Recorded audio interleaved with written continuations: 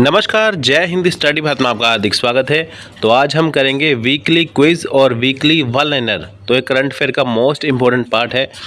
आप सभी को मैं बता दूं कि मंडे टू सैटरडे हमारी डेली करंट अफेयर की वीडियो आती है, जिसके अंदर देखिए हम वन लाइनर और डिटेल में करंट अफेयर करते हैं, और हर संडे को हम वीकली करंट अफेयर कवर करते हैं, क्विज में भी और वन लाइनर में भी।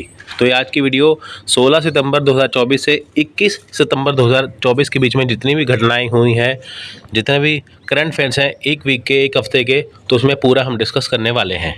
अगर आपको देखिए जानना है ये करंट अफेयर किन के लिए ज़रूरी है, देखिए ये UGC NET, SET, teaching exam, defence, SSC, bank, railway, सबके लिए ज़रूरी है। इसमें हम national, international, economy, sports, science, tech, personal news, summits, conference, miscellaneous, सब कुछ इसमें कवर करेंगे कि ताकि आपका करंट अफेयर का कोई भी पार्ट ना रह जाए। तो अगर आपको कोई भी जानकारी चाहिए, कुछ भी पूछना है, तो आप हमें इस हेल्पलाइन नंबर के ऊपर आप हमें फ़ोन कर सकते हैं या आप हमें ईमेल भी कर सकते हैं। तो चलिए स्टार्ट करते हैं आज का वीडियो। देखिए वीडियो हमारा इंग्लिश और हिंदी दोनों में रहता है। जैसे हिंदी मीडियम है, इसके बाद देखिए ये इंग्लिश मीडियम यहाँ से स्टार्ट हो जाता है। मैं आपको दिखा देता हूँ। लेकिन देखिए हम एक वीडियो में एक ही मीडियम कवर करेंगे, बाद में हम इंग्लिश में भी कवर करेंगे, ठीक है। तो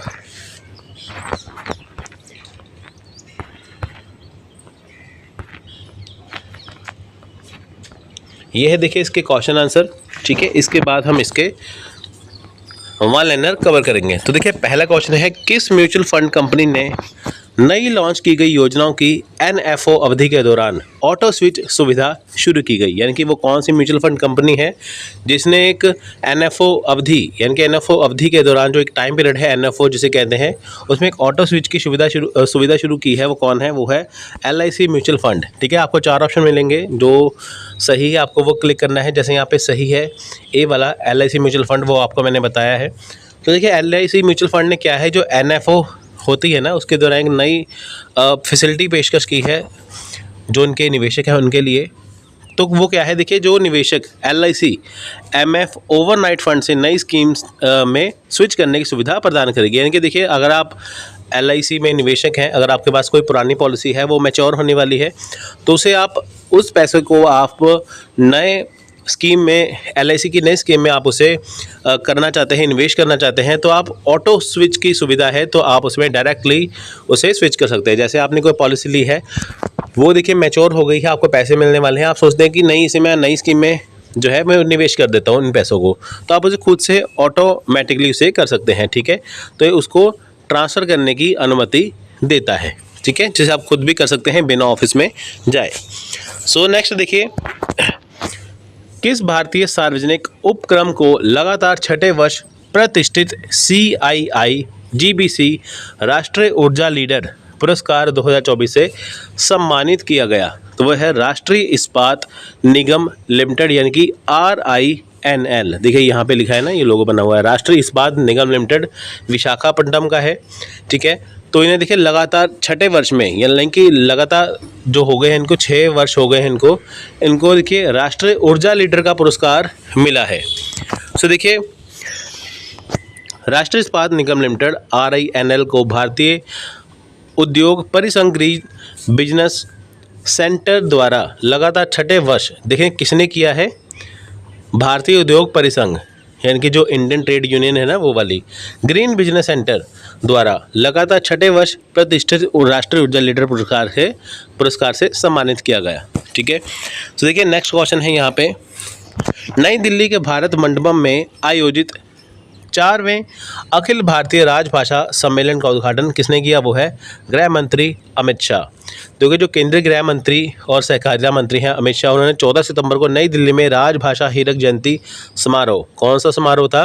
राजभाषा हीरक जयंती समारोह और चौथा अखिल भारतीय भाषा सम्मेलन के उद्घाटन सत्र को संबोधित करेंगे, या इन्होंने किया था। 15 सितंबर की बात है, ये सम्मेलन चलने वाला था, भारत मंडपम में आयोजित हो रहा था। देखिए भारत मंडपम एक बनाया गया है जहाँ पे इंटरनेशनल फेस्टिवल्स होते हैं। अगर गवर्नमेंट ने, भारत सरकार ने कोई अपनी तरफ से कुछ आयोजन करना हो, जहाँ से विदेशों से लोग आने हो, तो भारत मंडपम में एक बनाया गया है जहाँ पे देश विदेश से वहाँ पे लोग इकट्ठे होते हैं, ठीक है। देखिए जिसमें देखिए हिंदी भाषा के 75 वर्ष पूरे होने के उपलक्ष्य में ये कार्यक्रम करवाया गया, ठीक है। तो किसके उपलक्ष्य में करवाया गया कि हिंदी के राजभाषा के 75 वर्ष पूरे होने के उपलक्ष्य में विशेष कार्यक्रम आयोजित किया गया। कब किया गया? 14 सितंबर को। 2 दिन के लिए चला, 14 और 15 सितंबर को।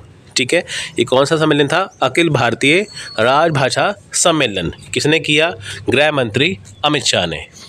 तो देखिए नेक्स्ट है, भारत में देखिए वर्तमान में विदेश मंत्रालय में अतिरिक्त सचिव के रूप में कार्यरत अल्जीरिया में भारत के अगले राजदूत के रूप में किसे नियुक्त किया गया? तो उनका नाम है स्वाति विजय कुलकर्णी।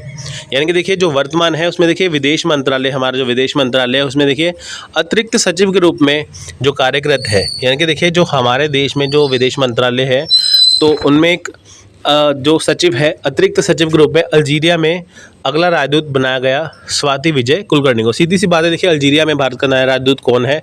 वो है स्वाति विजय कुलकर्णी। तो आपको देखिए यहाँ पे याद रखना है कि वो लेडी है। अब देखिए यहाँ पे 2 जेंट्स के नाम हैं, 2 लेडीज़ के हैं।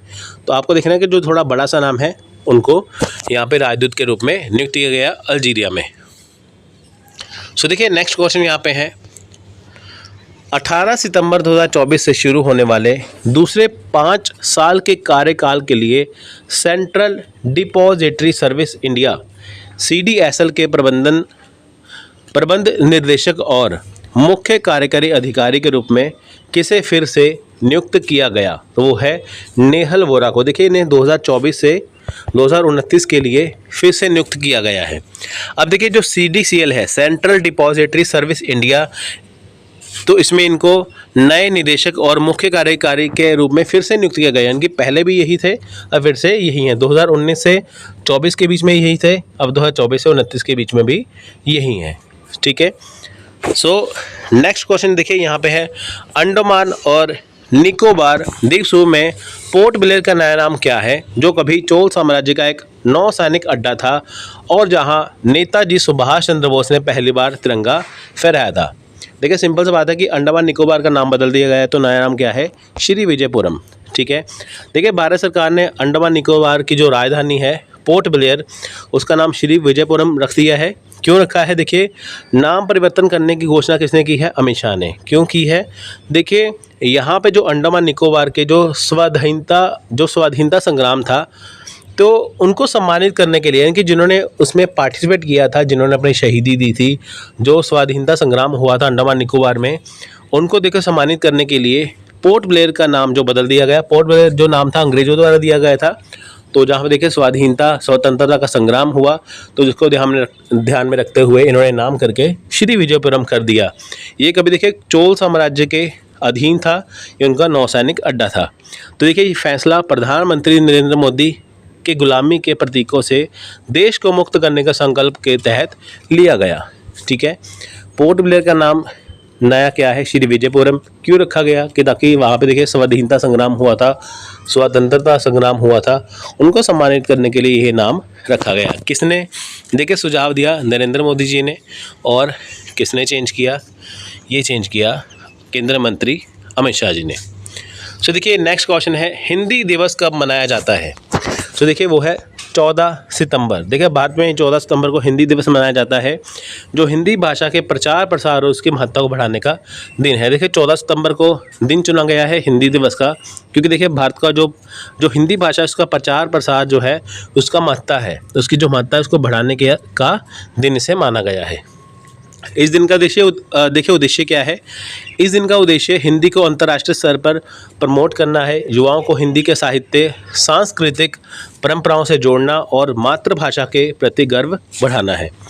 14 सितंबर 1949 को संविधान सभा ने हिंदी को भारत की राजभाषा के रूप में मान्यता दी थी। इसके बाद से 1953 से हिंदी भाषा दिवस मनाया जा रहा है। देखिए 14 सितंबर का दिन क्यों चुना गया? क्योंकि देखिए 14 सितंबर 1949 को ही जो संविधान सभा है, हमारे देश की जो संविधान सभा है, उन्होंने हिंदी को भारत की राजभाषा के रूप में मान्यता दी थी। उन्होंने स्वीकार किया था 14 सितंबर 1949 को कि जो हिंदी है वो भारत की राजभाषा होगी। तो 14 सितंबर 1953 से ही इसे 14 सितंबर हिंदी दिवस के रूप में मनाया जाता है।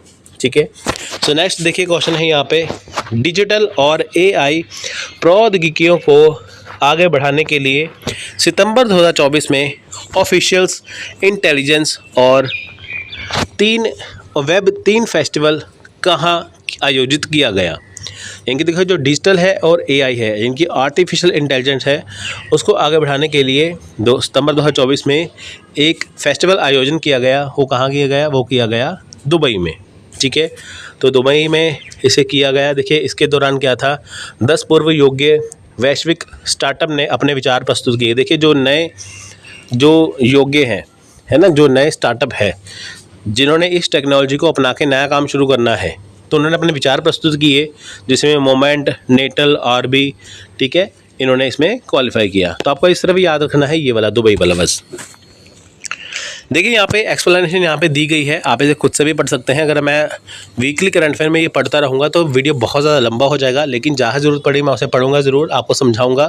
लेकिन जहाँ ज़रूरत नहीं है तो आप इसे ऐसे ही समझ सकते हैं। तो देखिए नेक्स्ट है, आबकारी नीति में जमानत मिलने के बाद अरविंद केजरीवाल ने दिल्ली के मुख्यमंत्री पद से इस्तीफा देने की घोषणा की है। अरविंद केजरीवाल ने किस वर्ष आम आदमी पार्टी की स्थापना की? तो देखिए आपको पता है कि दिल्ली के मुख्यमंत्री जो केजरीवाल हैं वो काफ़ी लंबे समय से जेल में है शराब घोटाले के चक्कर में। तो जब वो जेल से बाहर आए तो उन्होंने कहा कि मैं इस्तीफा दे दूंगा, इनकी उन्होंने इस्तीफा दे दिया। अब देखिए वर्तमान समय में दिल्ली की नई मुख्यमंत्री है आतिशी, ठीक है, जिनका नाम आतिशी है, वो दिल्ली की नई मुख्यमंत्री है। तो यहाँ पे देखिए क्वेश्चन क्या बना, यहाँ पे क्वेश्चन बना कि जो आम आदमी पार्टी किस वर्ष में स्थापित हुई, तो वह है 2012 में। देखिए दिल्ली के मुख्यमंत्री अरविंद केजरीवाल ने ही हाल ही में आबकारी नीति मामले में सुप्रीम कोर्ट से जमानत मिलने के बाद रविवार को अपने इस्तीफे की घोषणा की। उन्होंने कहा कि वह तभी मुख्यमंत्री पद पर लौटेंगे जब जनता उन्हें ईमानदारी का प्रमाण पत्र देगी और इस दौरान भी जनता से समर्थन मांगेंगे। केजरीवाल ने बताया कि इस्तीफे के बाद पार्टी की उच्च स्तरीय बैठक में सीएम पद के लिए नया नाम तय करेगी। देखिए अभी आतिशी दिल्ली की नई मुख्यमंत्री हैं जो कि आम आदमी पार्टी से ही हैं। तो देखिए अभी जनवरी या फरवरी में दिल्ली में इलेक्शन होने वाले हैं, तो इनकी 4 या 5 महीने बाद इलेक्शन होने वाले हैं। तो वहाँ पे अगर आम आदमी पार्टी जीती तो फिर देखिए फिर से दिल्ली के मुख्यमंत्री अरविंद केजरीवाल होंगे। तब तक जो 4-5 महीने के लिए है वो आतिशी दिल्ली की मुख्यमंत्री होंगी। सो नेक्स्ट क्वेश्चन देखिए यहाँ पे है, भारतीय नौसेना के कौन से 2 अधिकारी नाविका सागर परिक्रमा 2 के हिस्से के रूप में INSV तारिणी पर वैश्विक जल यात्रा अभियान का नेतृत्व करेंगे? अब देखिए जो भारतीय नौसेना है इसके 2 अधिकारी हैं नाविका सागर परिक्रमा 2 के हिस्से के रूप में, यानी कि 2 अधिकारी हैं जिनको नाविका सागर परिक्रमा 2 इनके नाम है ये, ठीक है, के रूप में देखिए INSV तारिणी पर वैश्विक जल यात्रा, देखिए एक जल यात्रा अभियान शुरू करना है। वो कौन से 2 नागरिक हैं, अधिकारी हैं नौसेना के, उनके नाम बताने हैं। तो देखिए lieutenant commander Rupa and lieutenant commander Nirna. अब देखिए जहाँ पे क्या है, भारतीय नौसेना जो समुद्री विरासत को सुरक्षित करने, नौकायान कौशल को बढ़ावा देने के लिए अपनी परंपरा को पुनर्जीवित कर रही है। अब देखिए यहाँ पे क्या है कि जो भारतीय नौसेना है, जो हमारी इंडियन नेवी फोर्स है, तो जो समुद्री विरासत है, जो हमारी समुद्र की विरासत है, उसको सुरक्षित करने के लिए इन्होंने इसको कौशल को बढ़ावा देने के लिए ये योजना शुरू की है, इन्होंने ये परिक्रमा शुरू की है। INS तरंगिणी और INS सुदर्शनी के नेतृत्व में नौसेना ने महासागर नौकायान अभियानों में महत्वपूर्ण भूमिका निभाई है। देखिए जो INS तरंगिणी है, INS सुदर्शनी है, तो ये पहले भी देखिए जो हमारे जो इंडियन नेवी फोर्स है, जो महासागर हैं, उसमें देखिए उन्होंने महत्वपूर्ण भूमिका निभाई है जहाज़ों ने, ठीक है। तो हुआ क्या है, जो 2 नागरिक हैं वो क्या करेंगे, परिक्रमा करेंगे, महासागर की परिक्रमा करेंगे, जल यात्रा अभियान शुरू करेंगे, तो उनके नाम ये हैं। तो आपको डायरेक्ट देखिए इनके नाम ही याद करने और कुछ नहीं है। देखिए यहाँ पे क्वेश्चन है, 2024 के डायमंड लीग फाइनल में ब्रुसेल्स में भारत के नीरज चोपड़ा ने पुरुषों की भाला फेंक प्रतियोगिता में 87.86 मीटर के सर्वश्रेष्ठ प्रयास के साथ दूसरा स्थान हासिल किया, लेकिन खिताब से चूक गए। 87.87 यानी कि 87.7 मीटर के थ्रो के साथ प्रतियोगिता में शीर्ष स्थान किसने हासिल किया? अब देखिए आपको पता है कि जो नीरज चोपड़ा है वो पहले गोल्ड मेडलिस्ट रह चुके हैं, जिन्होंने भाला फेंकने की जो गेम है उसको जीता था ओलंपिक्स में, ठीक है।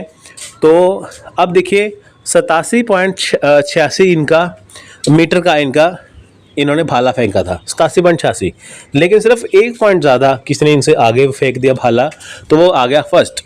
तो देखिए उनका नाम क्या है, उनका नाम है एंडरसन पीटर्स। सिर्फ 1 पॉइंट से चूक गए नीरज चोपड़ा। अब देखिए यहाँ पे भारतीय भाला फेंक एथलीट नीरज चोपड़ा ने ब्रसल्स में डायमंड लीग फाइनल में 87.86 मीटर के थ्रो के साथ दूसरा स्थान प्राप्त किया। देखिए ये तो वही है, सिर्फ 1 सेंटीमीटर की दूरी पर वो रहे, ठीक है। जो जीते हैं, ठीक है, जो जीते हैं उनका नाम है एंडरसन पीटर्स, ठीक है। आपको ये याद रखना है कि किसने जीता है, नीरज चोपड़ा को हरा के एंडरसन पीटर्स ने।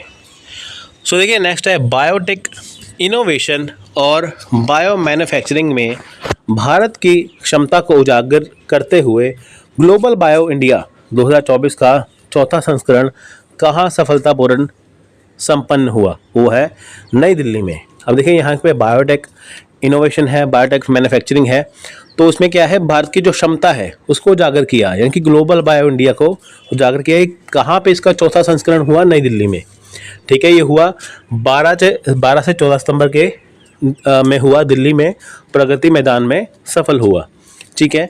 इसमें देखिए क्या है कि कार्यक्रम का जो आयोजन था उसमें जैव प्रौद्योगिकी विभाग है, विज्ञान और प्रौद्योगिकी मंत्रालय BIRC के सहयोग से हुआ, ठीक है। इसकी थीम क्या थी, बायोटेक इनोवेशन और बायो मैन्युफैक्चरिंग, तो ये थीम है इनकी। तो ये कहाँ हुआ, नई दिल्ली में हुआ। सो देखिए नेक्स्ट है क्वेश्चन नंबर 13।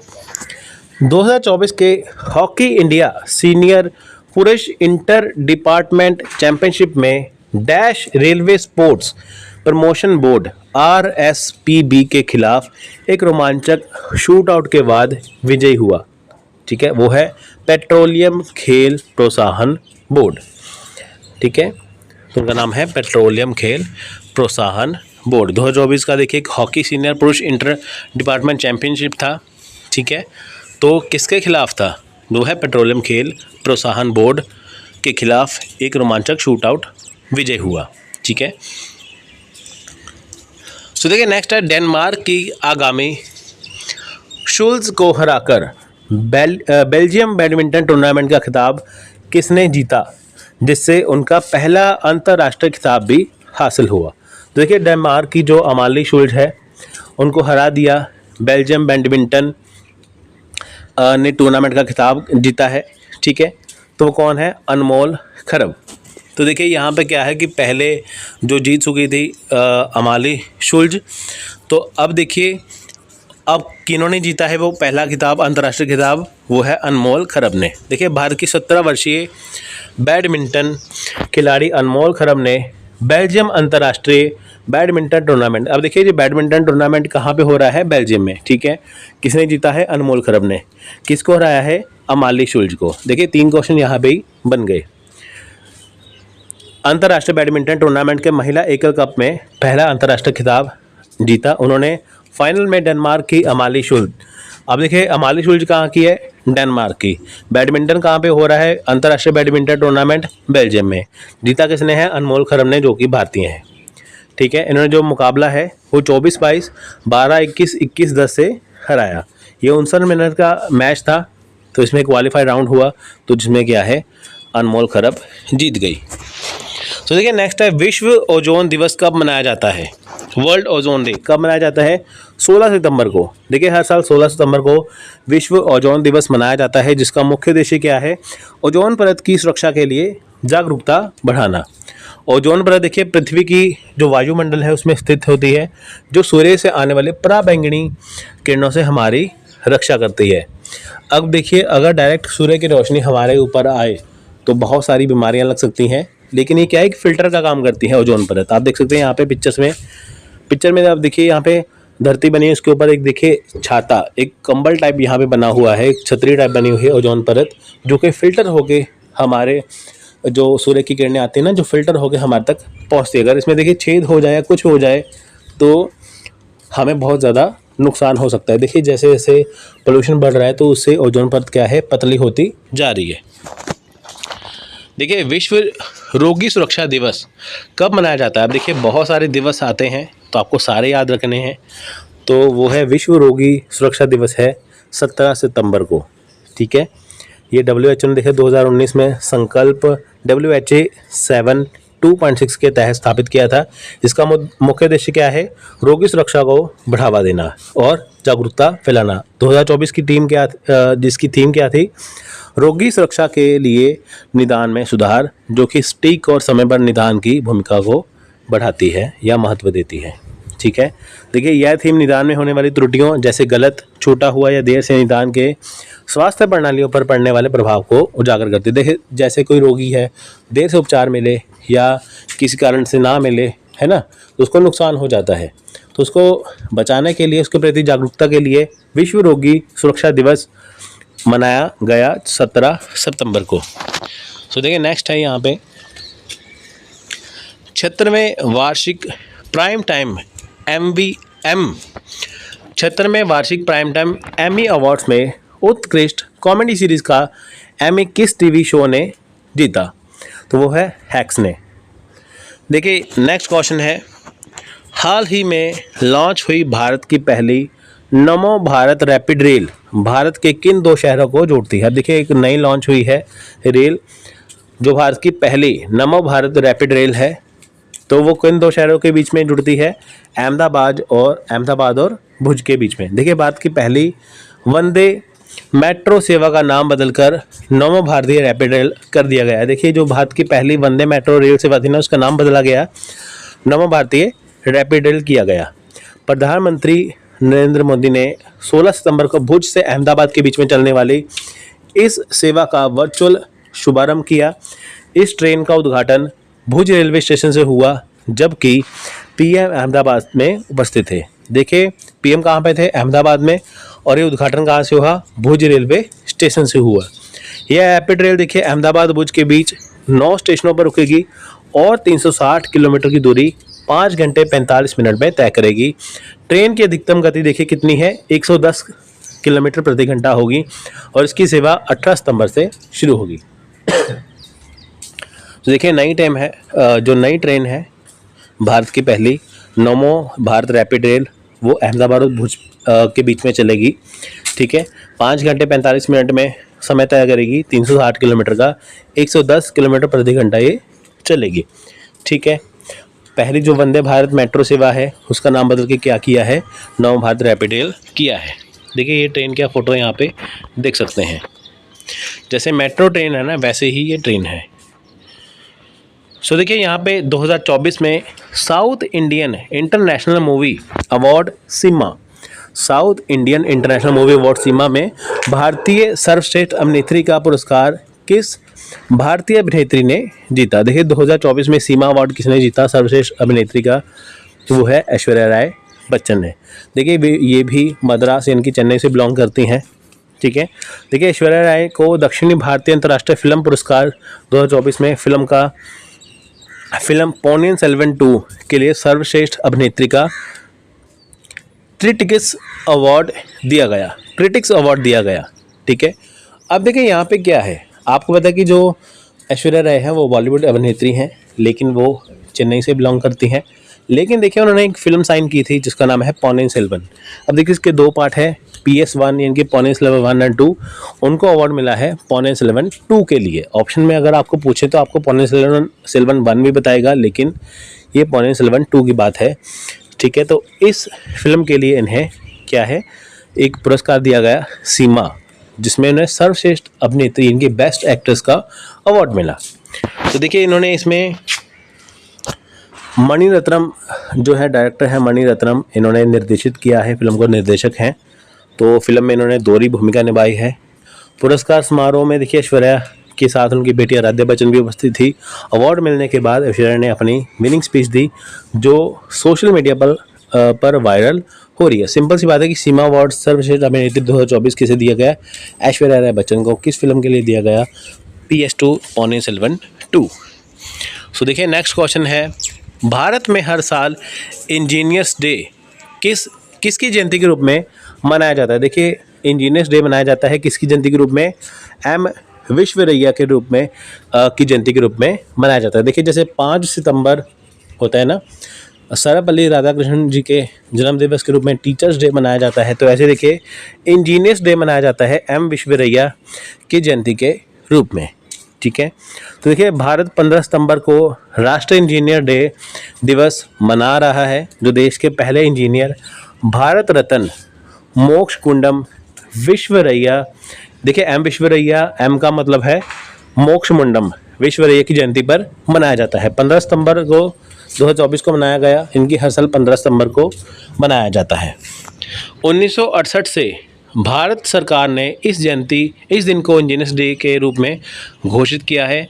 एम विश्वेश्वरैया ने देखिए सिविल इंजीनियरिंग के में कई महत्वपूर्ण योगदान दिए, जिनमें मैसूर में कृष्णराज सागर बांध का निर्माण प्रमुख है। अब देखिए जो एम विश्वेश्वरैया है वो भारत के पहले इंजीनियर थे, तो इन्होंने सिविल इंजीनियर के रूप में देखिए बहुत बड़े काम किए हैं। जैसे मैसूर में एक कृष्णराज सागर बांध है, उसका निर्माण इन्होंने करवाया।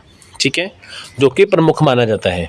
उनके कार्यों ने भारत में आधुनिक इंजीनियरिंग और बुनियादी ढांचे को आकार दिया।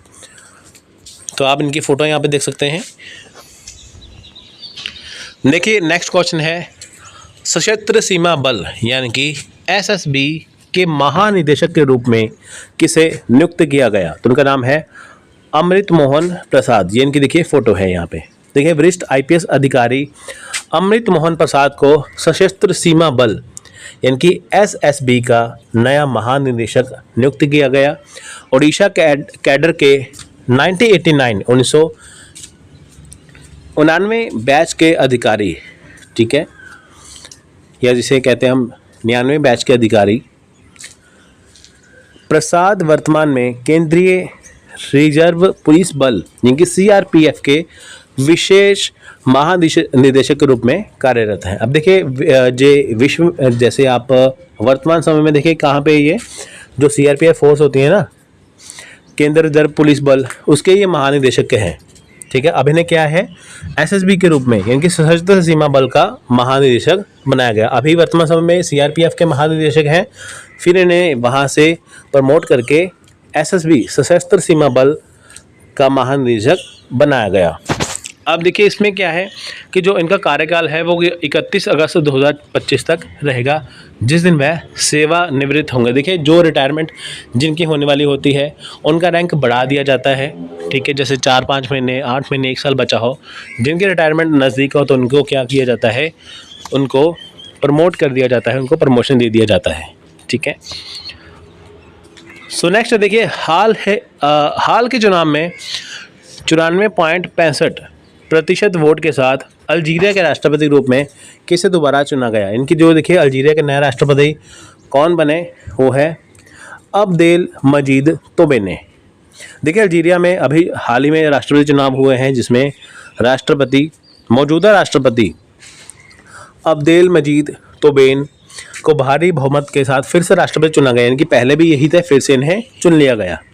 ठीक है, ये फिर से दोबारा से राष्ट्रपति बने। सो देखिए नेक्स्ट है 2024 एमी अवार्ड्स में ड्रामा सीरीज़ में आउटस्टैंडिंग लीड एक्टर का अवार्ड किसने जीता? वो है हिरोयुकी सनाडा शोगन। ठीक है, तो देखिए नेक्स्ट है 1 अक्टूबर 2024 से प्रभावी अडानी ग्रीन एनर्जी लिमिटेड के रूप में मुख्य वित्तीय अधिकारी सीएफ के रूप में किसे नियुक्त किया गया? देखिए 1 अक्टूबर 2024 से अभी जो 1 अक्टूबर 2024 आएगा ना, तो उसमें क्या है कि नया अडानी ग्रीन एनर्जी लिमिटेड के रूप में मुख्य वित्तीय अधिकारी के रूप में किसे नियुक्त किया गया है? तो वह है सौरभ शाह। सौरभ शाह देखिए 1 अक्टूबर से अपना कार्यभार संभालेंगे, जो कि ग्रीन एनर्जी लिमिटेड के मुख्य वित्तीय अधिकारी हैं। ठीक है, सो देखिए नेक्स्ट क्वेश्चन है सितंबर 2024 में अरविंद केजरीवाल के इस्तीफे के बाद दिल्ली के अगले मुख्यमंत्री के रूप में किसे नियुक्त किया गया है? वो है आतिशी मार्लेना। ठीक है, सो दिल्ली की वित्त मंत्री देखिए आतिशी को आम आदमी पार्टी ने दिल्ली की तीसरी और सबसे कम उम्र की महिला मुख्यमंत्री नामित किया गया है। देखिए दिल्ली के पहले वित्त मंत्री हैं, अभी वर्तमान समय में जो है आम आदमी पार्टी की दिल्ली की वित्त मंत्री हैं। जब अरविंद केजरीवाल अपना बाहर आए जेल से तो उन्होंने बोला कि मैं इस्तीफा दे दूंगा, तो मेरी जगह पे आतिशी मुख्यमंत्री बनेंगी। अब देखिए फरवरी 2025 में विधानसभा के इलेक्शन है, दिल्ली के इलेक्शन है, उसमें देखिए आम आदमी पार्टी का जो चुनाव अभियान है उसमें देखिए आतिशी ही तब तक मुख्यमंत्री बने रहेंगी। इनका जो मेन देखिए क्या है, महिलाओं और गरीबों के लिए कल्याणकारी योजना पर केंद्रित होगा। अब देखिए 4-5 महीने दिल्ली में बहुत बढ़िया काम होगा। तो जब फरवरी 2025 को इलेक्शन होंगे, अगर आम आदमी पार्टी जीती तो दिल्ली के नए मुख्यमंत्री फिर से अरविंद केजरीवाल ही होंगे। नेक्स्ट देखिए है सितंबर 2024 में प्रधानमंत्री नरेंद्र मोदी ने किस राज्य में 3,800 करोड़ से अधिक की रेलवे और राष्ट्रीय राजमार्ग परियोजना का शुभारंभ किया। यानी कि देखिए जो प्रधानमंत्री नरेंद्र मोदी है उन्होंने किस राज्य में 3,800 करोड़ रुपए का निवेश किया, किसमें, रेलवे और राष्ट्रीय राजमार्ग परियोजना का शुभारंभ किया, तो वो है उड़ीसा। ठीक है, उड़ीसा में 3,800 करोड़ रुपए देखिए उन्होंने दिए कि ताकि रेलवे और राष्ट्रीय जो राजमार्ग है उसकी परियोजना है वो शुरू हो। ठीक है, देखिए इसके तहत क्या है, 2,871 करोड़ है वो रेलवे की परियोजनाओं के लिए लगेंगे और 1,000 करोड़ रुपए जो है वो राष्ट्रीय राजमार्ग की परियोजना के लिए लगेगा। यानी कि 3,800 करोड़ रुपए इकट्ठा दे दिया गया दो चीज़ों के लिए, 2,800 करोड़ रेलवे के लिए और 1,000 करोड़ है राष्ट्रीय राजमार्ग की परियोजनाओं के लिए। विश्व ओजोन दिवस 2024 का विषय क्या था? देखिए जो अभी विश्व ओजोन दिवस मनाया गया 2024 में, उसका विषय क्या है, जलवायु कार्य को आगे बढ़ाना। तो देखिए बहुत इंपॉर्टेंट है, ये आपको एग्जाम में आ सकता है।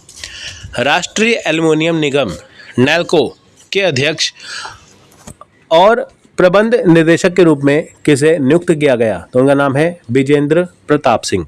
ठीक है, तो देखिए नाल्को यानी कि राष्ट्रीय एल्युमिनियम निगम का इन्हें अध्यक्ष बनाया गया, तो इनका नाम है विजेंद्र प्रताप सिंह। आप इनकी फोटो यहाँ पे देख सकते हैं।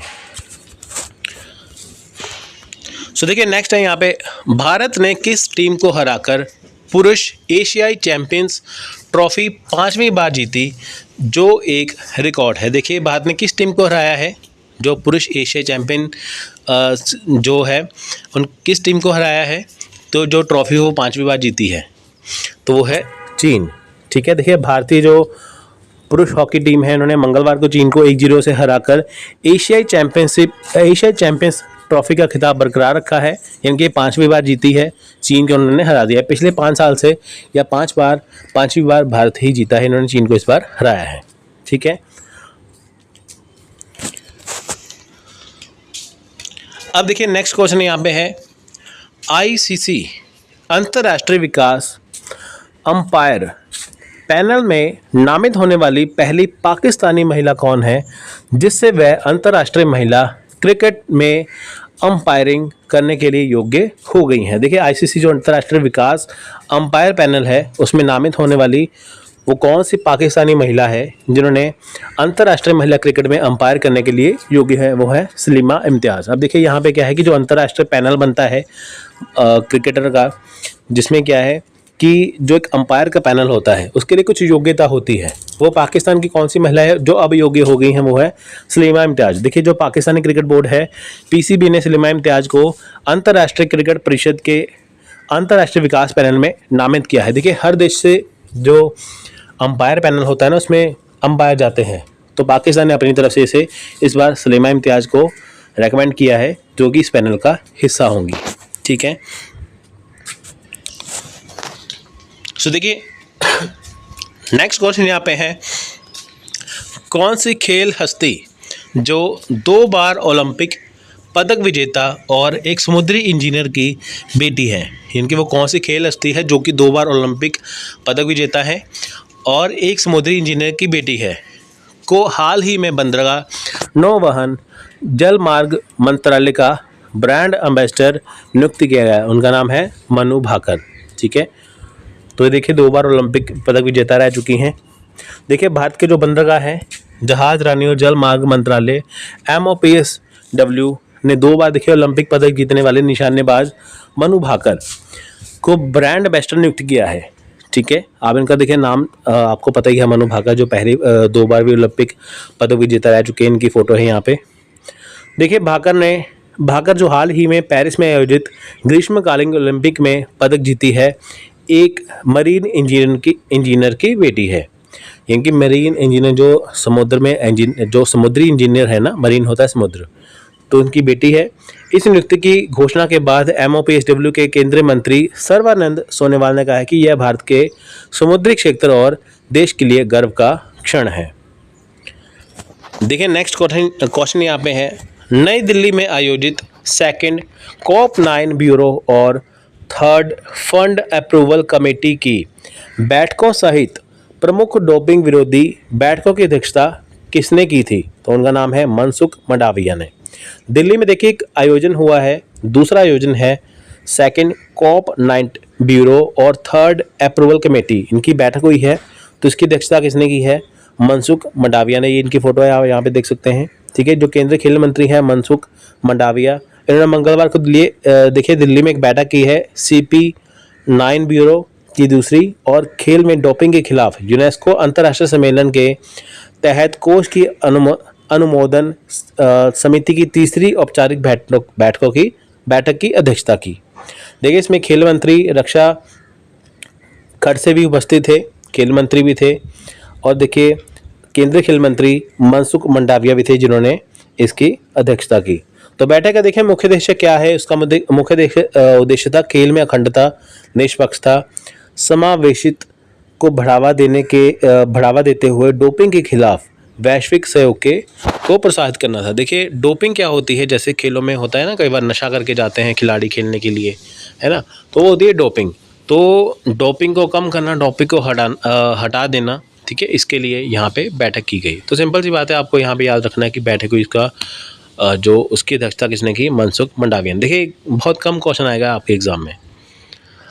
लगातार चल रहे विरोध प्रदर्शनों के बीच कोलकाता के नए पुलिस आयुक्त के रूप में किसे नियुक्त किया गया? वो है मनोज वर्मा। आपको पता है कि देखिए जो एक रेप केस है कोलकाता में, उसमें देखिए अभी विरोध प्रदर्शन चल रहा है, तो उसमें देखिए जो कोलकाता के नए पुलिस आयुक्त के रूप में बनाया गया है वो है मनोज वर्मा को बनाया गया है। ये इनकी फोटो यहाँ पे देख सकते हैं।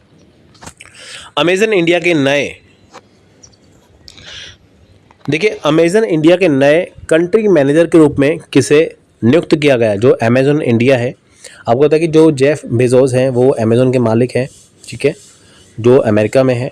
लेकिन देखिए यहाँ पे जो अमेजन इंडिया है उनके जो नए कंट्री मैनेजर हैं, किसे नियुक्त किया गया? समीर कुमार को। देखिए अमेजन ने समीर कुमार को भारत का नया कंट्री मैनेजर, यानी कि देखिए जो इंडिया में जो अमेजन है उसका जो मैनेजर है वो कौन है?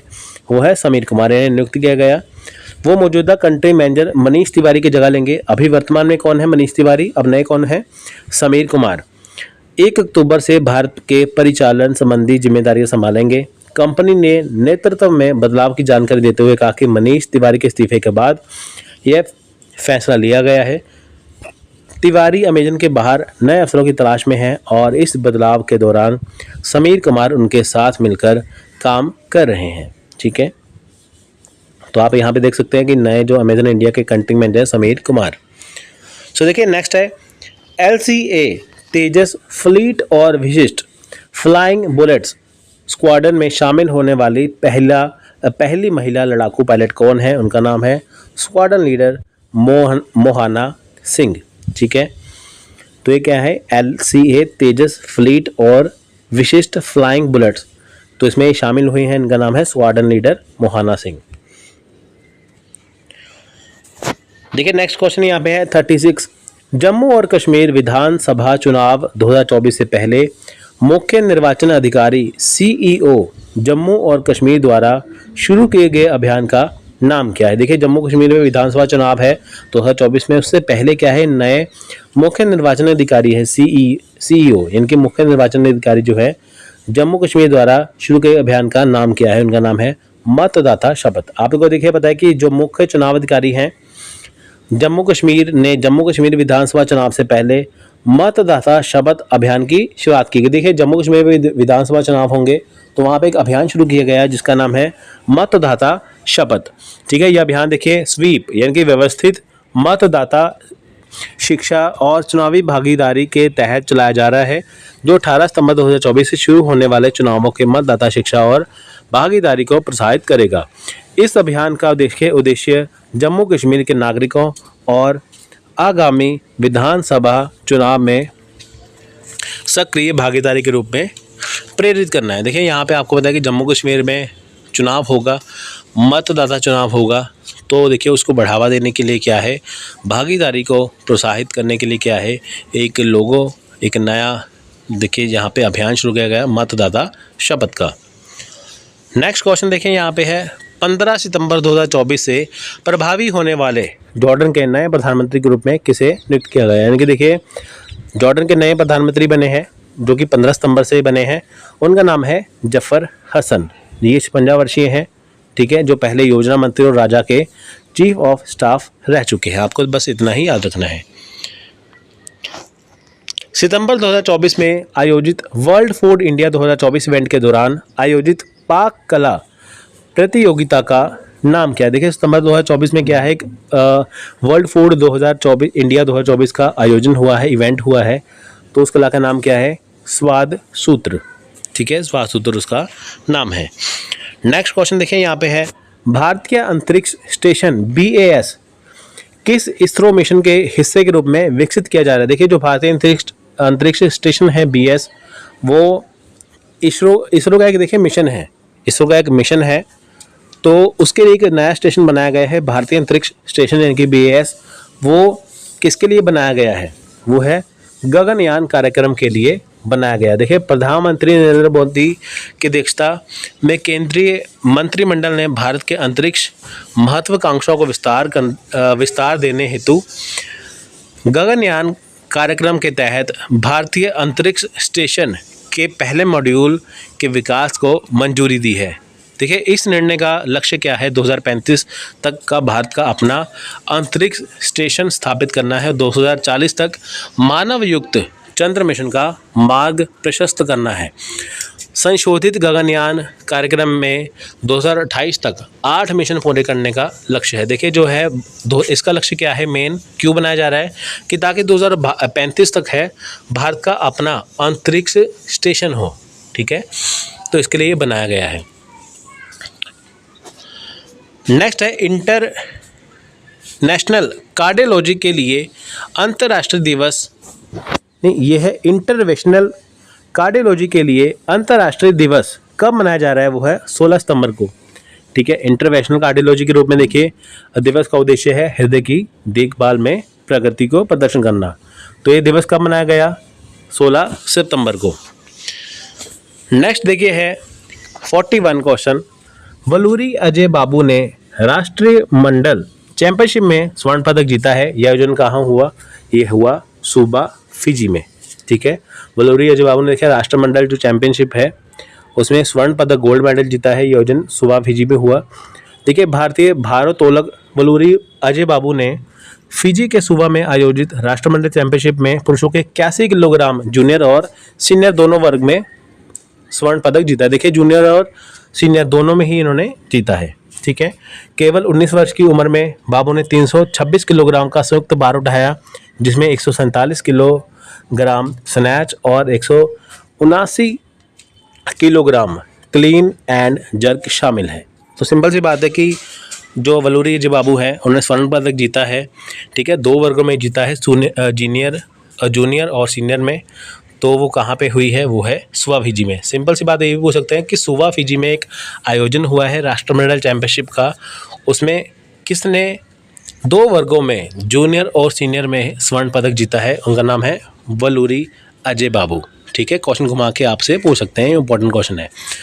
देखिए नेक्स्ट है कौन सा फूड डिलीवरी ऐप भारत का पहला जीरो कमीशन मॉडल लॉन्च किया गया और अब यह open network for digital commerce पर लाइव होगा। अब देखिए यहाँ पे क्या है कि जो कौन सा फूड डिलीवरी ऐप है भारत का पहला जीरो कमीशन मॉडल लॉन्च किया गया, यानी कि इसमें देखिए कोई कमीशन नहीं होगी, तो ये पहला फूड डिलीवरी ऐप है। तो वो कौन सा ऐप है, वो है वायु, ठीक है। देखिए जोमेटो स्विगी तो है, आपको पता है कि जो फूड डिलीवरी ऐप है जो कि आपको घर तक आपके फूड पहुंचाने के लिए कमीशन चार्ज करती हैं। आपको साथ में देखिए वो यहाँ पे वेवर भी करते हैं, साथ में है ना, डिस्काउंट भी देते हैं। लेकिन एक देखिए नया ज़ीरो कमीशन वाला मॉडल लॉन्च हुआ है, उसका नाम है वायु। भारत का पहला शून्य कमीशन फूड डिलीवरी ऐप है वायु। अब ओएनडीसी पर विक्रेता के रूप में लाइव है, जो फूड डिलीवरी उद्योग में कमीशन को समाप्त कर रेस्टोरेंट और उपभोक्ताओं के लिए किफ़ायती और बेहतर सेवाएं प्रदान करता है। देखिए मई 2023 में लॉन्च हुए वायु ने 3000 से अधिक रेस्टोरेंट को मुंबई, पुणे, जयपुर, बेंगलुरु और हैदराबाद में जोड़ा है।